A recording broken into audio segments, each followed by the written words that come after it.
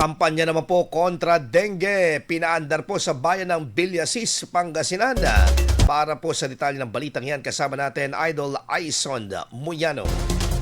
104.7 IFM. Report!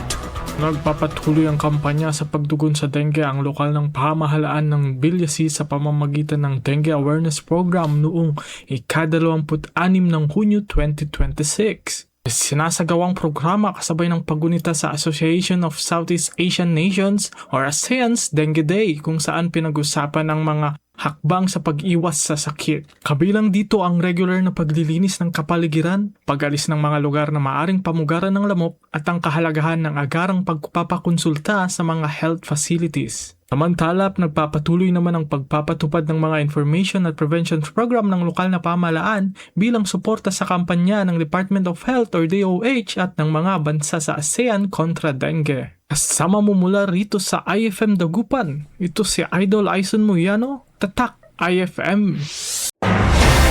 IFM News. IFM News. IFM News.